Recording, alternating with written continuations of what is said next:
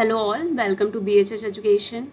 इस वीडियो में हम बात करेंगे दो चार इम्पॉर्टेंट क्वेश्चंस हैं, प्रीवियस ईयर क्वेश्चंस PYQs, उनको डिस्कस करेंगे। प्लस एक क्वेश्चन ये था, दिस वाज वन क्वेश्चन जिसमें मैंने शायद कुछ क्वेश्चन गलत इंटरप्रेट किया, शायद मैंने लोएस्ट ध्यान नहीं दिया और गलती से मैंने हाईएस्ट बता दिया है। ठीक है, तो इट इज़ वेरी इम्पॉर्टेंट कि आप गलत याद करके नहीं जाओ। ठीक है, तो ये क्वेश्चन भी हम डिस्कस करते हैं कि एक्चुअली में इसका सही जवाब क्या होगा। ठीक है, तो आपको यहाँ पे क्वेश्चन पूछ रहा है कि which of the following gases give the lowest percentage contribution to the global warming. ठीक है, अगेन लोएस्ट पूछा है। ग्लोबल वार्मिंग, तो ग्लोबल वार्मिंग का जो मेन रीज़न है, जो कॉज है, जब भी हम ग्लोबल वार्मिंग डिस्कस करते हैं तो इसमें क्या होता है कि टेम्परेचर बढ़ रहा है। ठीक है, टेम्परेचर बढ़ रहा है तो ग्लोबल वार्मिंग कॉज होता है। और ग्लोबल वार्मिंग के लिए रिस्पॉन्सिबल जो गैसेस होते हैं, मतलब ऐसे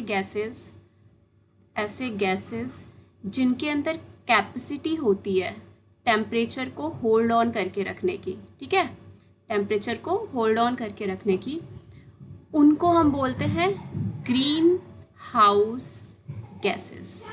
ग्रीन हाउस गैसेस। ठीक है, ग्लोबल वार्मिंग एक इवेंट है जिसमें टेम्परेचर ओवरऑल बढ़ता है, बट ऐसे गैसेस जिनके अंदर कैपेसिटी है टेम्परेचर को इंटैक्ट रखने की, ठीक है, हीट को एब्जॉर्ब करने की, ऐसे गैसेस को हम बोलते हैं ग्रीन हाउस गैसेस।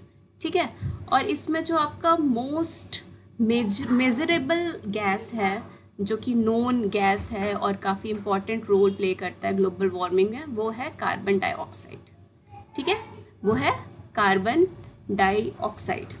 अब क्या होता है कि जब कभी भी हम किसी गैस का ग्लोबल वार्मिंग कैपेसिटी जानना चाहते हैं तो इस चीज़ को नाम दिया गया है, इस इवेंट को नाम दिया गया है ग्लोबल वार्मिंग पोटेंशियल।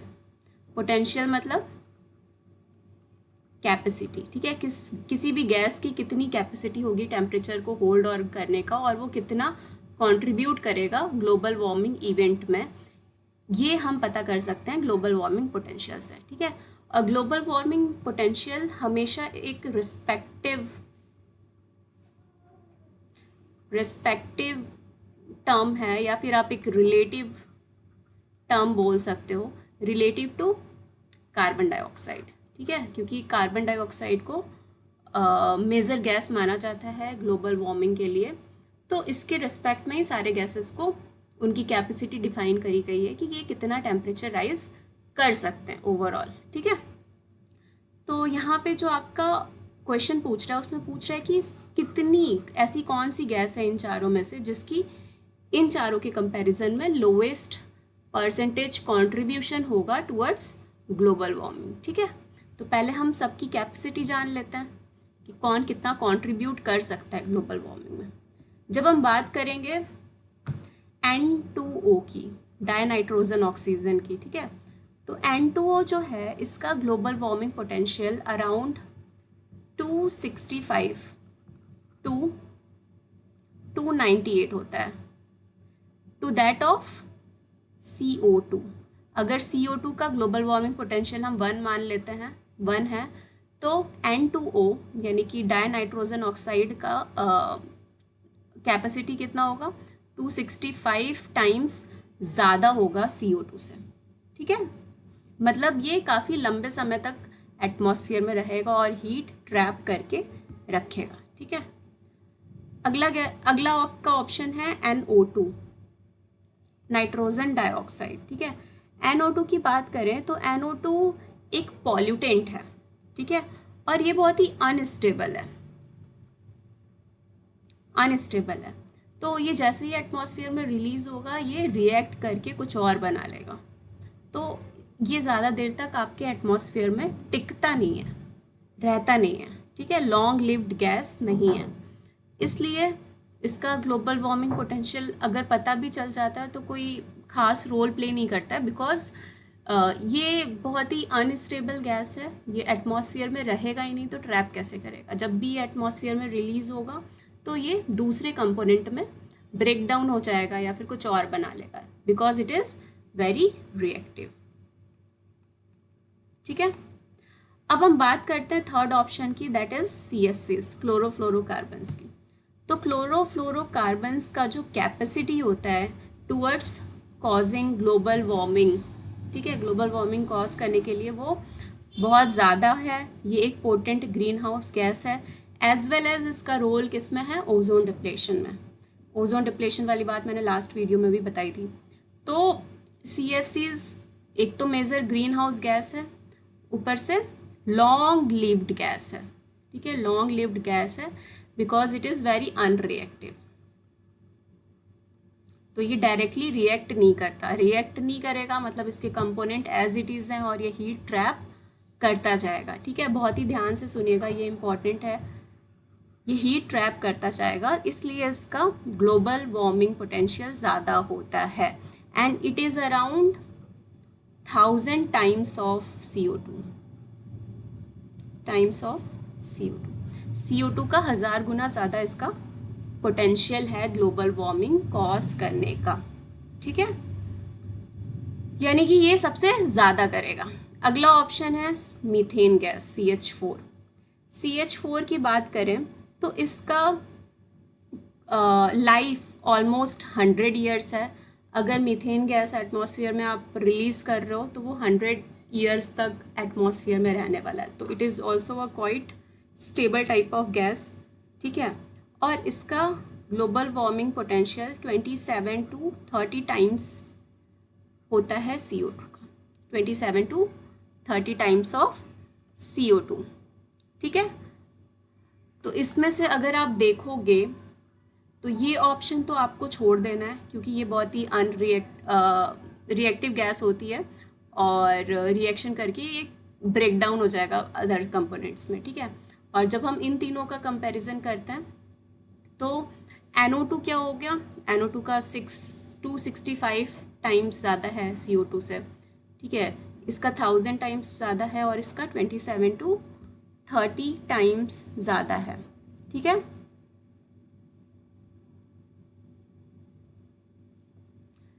इसलिए ये जो है NO2 जो है वो लीस्ट में आ जाएगा आपका। ठीक है, lowest percentage contribution towards global warming NO2 का होगा, और CH4 का सेकंड नंबर पे आएगा, देन N2O का आएगा, देन CFCs का आएगा। तो CFCs सबसे ज़्यादा कंट्रीब्यूट करता है और NO2 सबसे कम कंट्रीब्यूट करता है। ठीक है, तो NO2 आपका इस क्वेश्चन का सही जवाब होगा। Also it is very unlikely कि NO2 ज़्यादा टाइम तक एटमॉस्फेयर में रहे, ये रिलीज़ होता है तुरंत ही रिएक्ट कर जाता है। फॉर दैट केस अगर NO2 ऑप्शन में नहीं है तो फिर CH4 होगा, बट यहाँ पे ऑप्शन में है इसलिए हम NO2 ही लगाएंगे। ठीक है, ये थोड़ा सा ट्रिकी क्वेश्चन है, प्लस आपको लोएस्ट परसेंटेज याद रखना है कि लोएस्ट पूछ रहा है, हाईएस्ट पूछेगा तो जवाब हो जाएगा CFCs। Okay, I hope it is clear now. Okay, चलिए अगला क्वेश्चन देखते हैं। Arrange the following from lowest to highest dry weight in a biomass pyramid of a grassland ecosystem. ठीक है, लोएस्ट टू हाईएस्ट पूछा है, तो यहाँ पे हमें बताना है कि जो आपका पिरामिड ऑफ बायोमास होता है, पिरामिड्स पढ़े थे हमने, पिरामिड ऑफ बायोमास होता है, उन पिरामिड में lowest to highest dry weight के अकॉर्डिंग हमें इनको अरेंज करना है। ठीक है, तो आपको सबसे पता है, मतलब आपको पता है कि सबसे ज़्यादा जो एनर्जी होती है प्लस ड्राई वेट होता है वो किसके पास होता है, प्रोड्यूसर्स के पास होता है, देन प्राइमरी कंज्यूमर के पास, देन सेकेंडरी कंज्यूमर के पास, देन टर्शरी कंज्यूमर के पास। ठीक है, तो इसके अकॉर्डिंग अगर हम देखेंगे तो सबसे ज़्यादा आएगा A के पास, A के बाद फिर आएगा प्राइमरी कंज्यूमर B के पास, फिर सेकेंडरी कंज्यूमर C के पास, देन D के पास। ठीक है, बट यहाँ पे पूछा है लोएस्ट टू हाईएस्ट, तो आपका जो सीक्वेंस है वो अपोजिट हो जाएगा, ठीक है। तो DCBA सही जवाब होगा, DCBA, DCBA, this option 3 is the right answer. Okay, this is the next question. यहाँ पे एक्ट है, पॉलिसी है और यहाँ ईयर है। तो सिंपली ये तो आपको लर्न करना पड़ेगा, याद करने वाली चीज़ है, इसमें कुछ कोई कॉन्सेप्ट है नहीं, ठीक है। इंडियन फॉरेस्ट एक्ट ये आया था 1927 में। नेशनल फॉरेस्ट पॉलिसी ये इम्प्लीमेंट किया गया था 1988 में। फॉरेस्ट कंजर्वेशन एक्ट 1980 में और वाइल्ड लाइफ प्रोटेक्शन एक्ट ये 1972। इसमें से हमने ये दोनों तो पढ़ा है, ये दोनों आपको याद करना पड़ेगा, ठीक है। तो आपका ए का फर्स्ट, बी का सेकेंड, सी का थर्ड, डी का fourth, first one is the right option. अगला क्वेश्चन है, विच of the following factors can affect the soil respiration process. Soil respiration process को कौन सा फैक्टर अफेक्ट करता है? टेम्परेचर बिल्कुल करेगा, सॉयल का मॉइस्चर भी करेगा, एरिएशन मतलब कितना ऑक्सीजन है, किस तरह से ऑक्सीजन डिस्ट्रीब्यूशन हो रहा है, बिल्कुल करेगा, number of soil microbes, microbes ज़्यादा होंगे तो रेस्पिरेशन रेट भी ज़्यादा होगा, मतलब एरिएशन ज़्यादा चाहिए होगा, ठीक है। तो माइक्रोब्स का नंबर भी इम्पॉर्टेंट है। Quality of organic matter in the soil, ज़्यादा ऑर्गेनिक मैटर है तो ज़्यादा डिकम्पोजिशन रेट होगा, उसके लिए ज़्यादा रेस्पिरेशन होगा, ठीक है। So all the options are correct, okay. ABCDE सब इंक्लूडेड है, सब अफेक्ट करता है सॉइल रेस्पिरेशन प्रोसेस को। Now this question, arrange the following stage of primary succession of plant from last stage to first stage. यहाँ पे भी देखो अपोजिट दिया हुआ, last stage to first stage. Succession क्या होता है? सक्सेशन मैंने बताया था कि फॉर एग्जांपल आपका कोई एक्वेटिक बॉडी है, ठीक है, सपोज कोई पॉन्ड है या लेक है, ओवर द टाइम काफ़ी सालों बाद ये लेक जो है वो एक मार्शी एरिया में कन्वर्ट हो जाता है। यहाँ पे पानी बहुत कम रहता है, दलदल जैसा पड़ जाता है और फिर ओवर द टाइम ये लैंड में कन्वर्ट हो जाता है। तो so this process is called succession, ठीक है। यहाँ पे पूछ रहा है कि सक्सेशन में अलग अलग सीरल स्टेज होता है, सीरल स्टेजेस।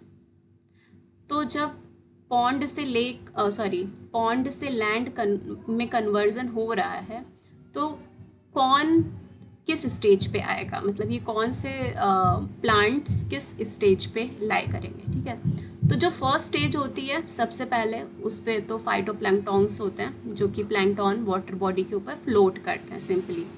तो this is the first stage. फिर उसके बाद प्लांट्स पाए जाते हैं, प्लांट्स ऐसे जो कि सबमर्ज्ड होते हैं, वाटर बॉडी के नीचे होते हैं, ठीक है। This is second stage. इसके बाद रेड स्वैम्प स्टेज आती है, प्लांट्स बहुत बड़े हो जाते हैं, so this is third stage.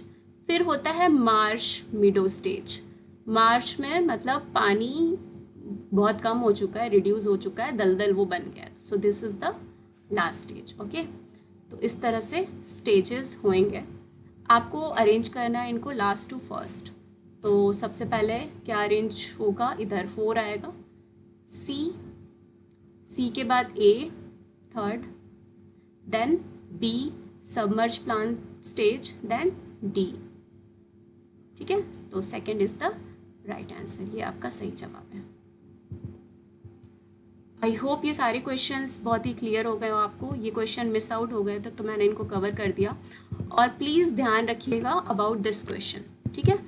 ये क्वेश्चन में आपका जो आंसर होगा वो NO2 होगा, NO2 होगा, और वो इसलिए होगा क्योंकि ये बहुत ही कम टाइम तक रहता है और कुछ ज़्यादा कंट्रीब्यूशन भी नहीं है इसका ग्लोबल वार्मिंग में, ठीक है। So this is the right answer. अगर ये नहीं होता है ऑप्शन में और यहाँ पे CO2 हो गया तो भी, सपोज यहाँ पे NO2 की जगह CO2 हो गया तो भी आपका लीस्ट पूछेगा तो ऑप्शन में CO2 ही जाएगा, ठीक है। ठीक है, क्योंकि ये तीनों ही सबसे ज़्यादा हैं, मतलब CO2 से ज़्यादा हैं, और इन सब में सबसे ज़्यादा पूछेगा तो वो CFCs हैं। CFCs is also responsible for ozone depletion in stratosphere पे, बहुत ही नॉन रिएक्टिव गैस है। ये सारे इंपॉर्टेंट पॉइंट्स आपको याद रखने हैं, और ये क्वेश्चन आपको मिस आउट नहीं करना है। It is very important question, मेरे से भी मिस हुआ है, सो आप भी मिस कर सकते हो, इसलिए इसको याद रखना है, ठीक है। आई होप आपने सब कुछ पढ़ लिया होगा, आपकी प्रिपरेशन अच्छी चल रही होगी। स्टिल अगर कोई भी आपको डाउट्स है, कोई क्वेश्चन है जो नहीं समझ में आ रहा है, या फिर जिसके आंसर में डाउट्स हैं, तो आप कमेंट सेक्शन में कमेंट कर सकते हैं। And please don't forget to like, subscribe and share our videos. Okay, thank you for watching this.